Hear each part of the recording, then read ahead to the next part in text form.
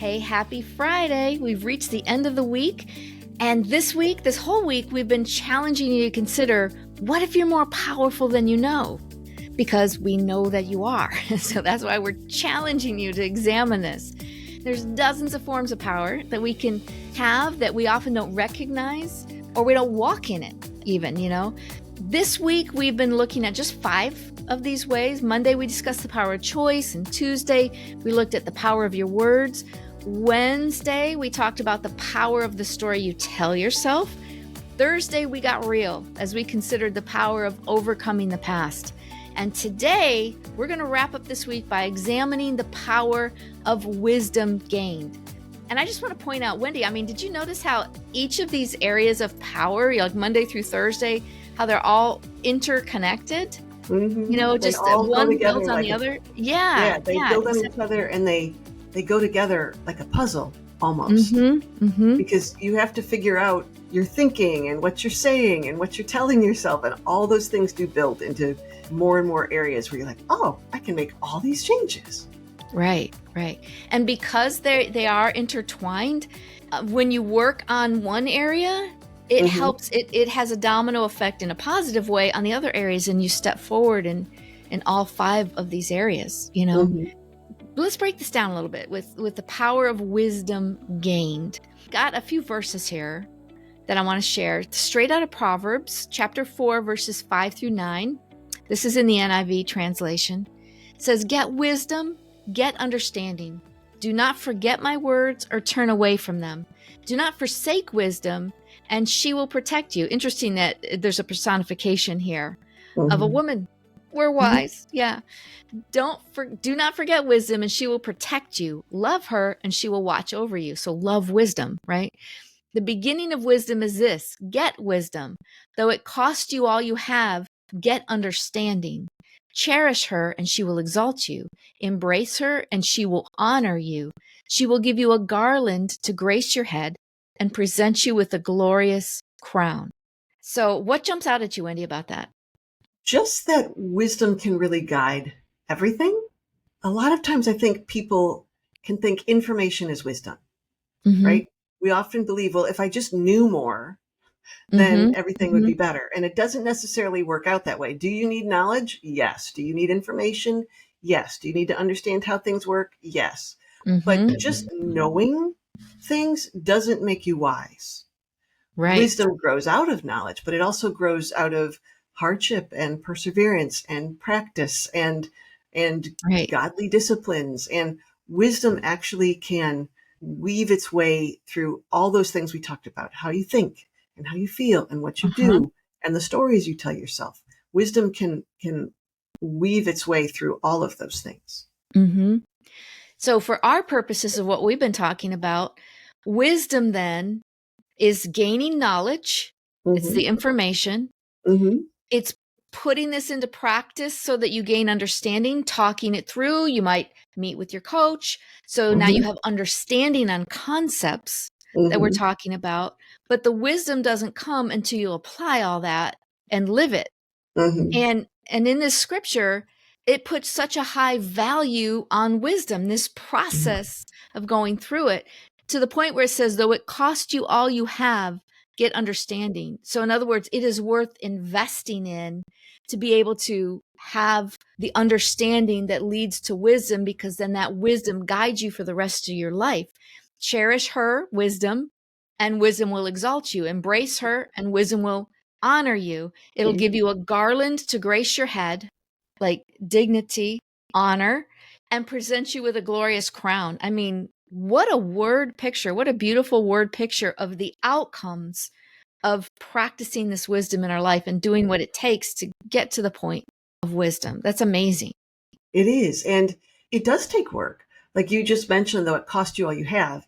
There are ways that we can spend time. Like, I'm sure so many people here have already heard about, well, there's 31 chapters in Proverbs, and there's 31 days in most of the months of the year. And so you can read on the first day of the month, Proverbs 1, on the second day, Proverbs 2.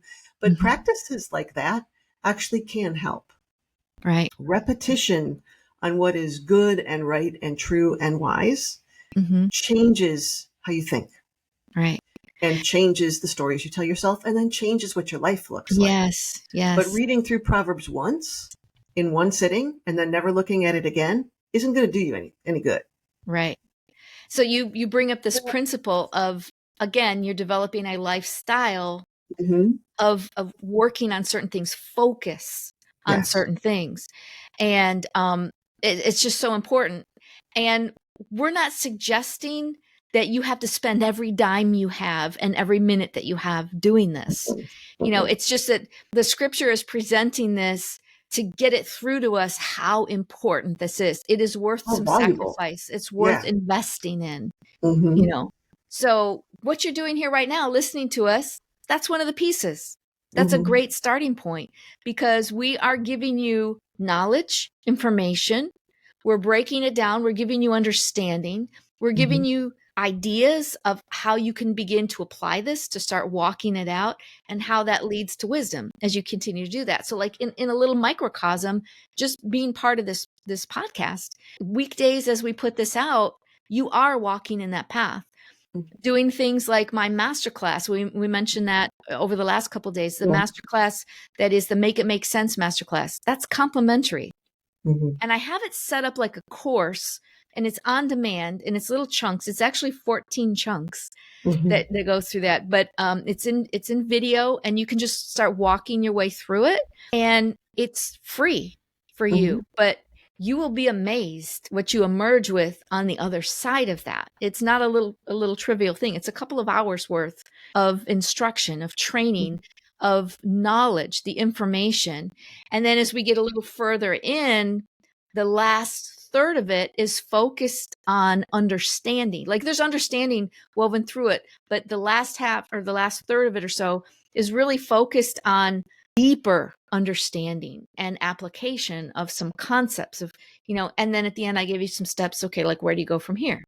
And it's just what you need to do is just keep looking at what's the next right step. Yes. You know, wisdom involves action. It really does, because wisdom involves putting into practice the things you've learned, which obviously means you have to learn them.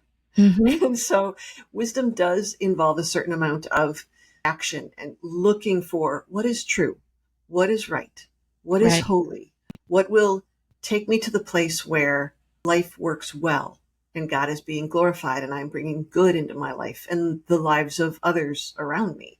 And so it is effort and work and time. And it can be costly in terms of, well, I would rather have slept in an extra hour. But instead, I got up and I looked at that class, or I read some chapters in Proverbs, or I journaled about some things that I'm seeing God do in my life. Whatever it is, it will take some time and effort and repetition. But that is where your power lies. Exactly. Your power doesn't lie in just doing one thing once. Your power lies in doing something over and over again and developing the discipline and walking in what's true and having that change your mind and your heart and your gut and your character so that your life reflects all of those changes, all of those good changes, all of those powerful choices, all of that healing, all of that wisdom. And that's what we want for you.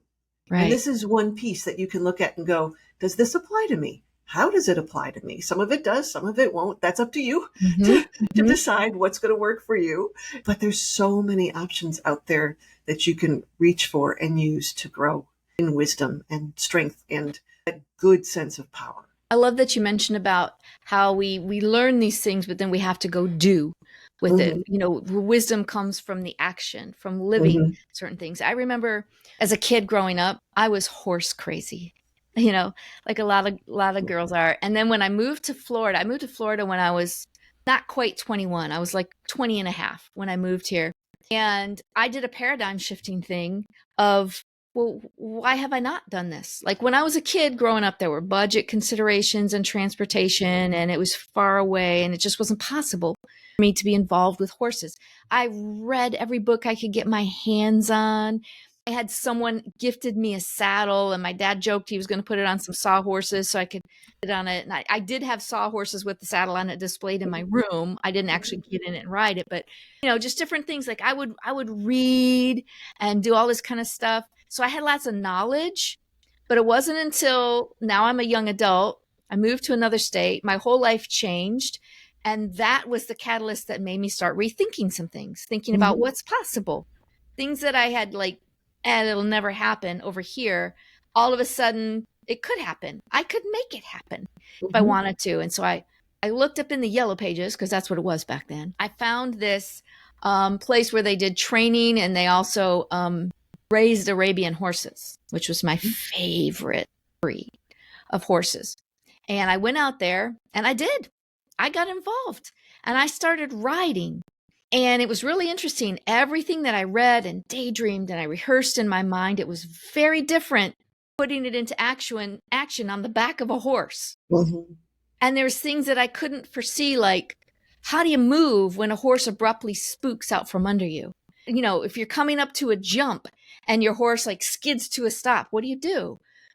How do you handle it if you're cantering, which is a certain cadence, and there's one particular leg, either the right front, and that's called the right lead, that will always reach out further than the left front leg. If you go to turn left and you're on a right lead, you can feel it like everything is off balance. So there is a way that on the fly you can shift, like, and you cue the horse in a certain way, and the horse sort of like skips a beat midair and then leads with the left leg again. So there's all these nuances, things. You know, I even dabbled in dressage. I could never, ever, ever have gotten those from a book. I couldn't have gotten it from just talking with someone. But when I combined learning, taking the initiative to learn, and then I went and got an instruction, and I had a coach, and I would do, and then he'd come back and he'd give me corrections. He'd point things out to me, and then I'd do again. I would get myself knocked off the horse. I'd get back on, learn from those things, you know.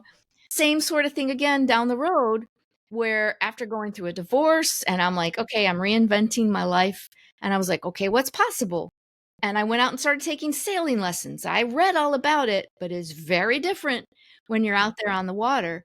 So we need all those things. We need knowledge. We need the understanding. We need the support system around us, not just a rah-rah support system, but experienced, wise coaches, and, you know, that surround us, that help us to talk things through, to, like, if we're moving toward a goal and we find something rise up in us, that, you know, our coach, in this case, like Wendy and I, coaches with this sort of thing. And my Cinderella No More program, it's designed for this sort of stuff, that sometimes you don't know what you don't yet know. Things seem really cool until they're challenged in a certain area. And then things bubble up and you can go, oh, now I'm seeing what's there. And now we can help you with that, to say what's going on. How do we unpack that? How do we untangle all that? What's needed to move you beyond that, so that's not a stumbling block anymore. The difference between wisdom and knowledge is that application on that real life experience and feeling like, I get this at a gut level. I get this and I can do this thing. Yeah. In the right way. As we, those repetitions you were talking about, as we continue to do this, it's not so hard to do it anymore, because now it becomes a part of a new way of being for us and our new lifestyle. And when we accept that it is a lifestyle to do this, you know, and we've got the Lord with us. Oh my gosh, the best counselor, coach ever lives on the inside of us in the form of the Holy Spirit. When we know the Lord, he's always right there with us. He works through people and he can talk to you directly himself. So it's all of that combined together that becomes a way of life. And that's what takes us to the place where now we can be so effective, not only for our own hopes and dreams, but what we're called to do, that maybe it wasn't even an option. It wasn't even a possibility before. But then we grow so much that doors open, things change. A year from now, 3 years, 5 years from now, we look back, say, wow, I never would have dreamed. I love my life. You know, so and that's the kind of thing that we're talking about here, right?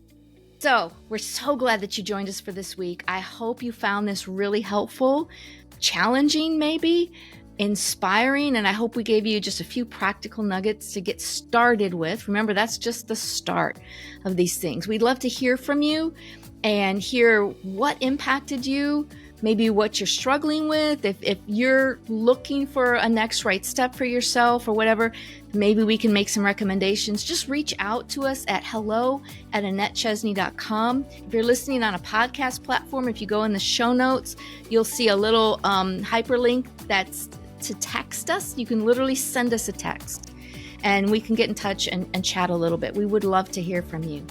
So in the meantime, next week, we're going to start on a new topic. We're going to ask the question, why do I start out strong, then shrink back in anxiety? Like, what's going on there? So we're going to unpack that a little bit more.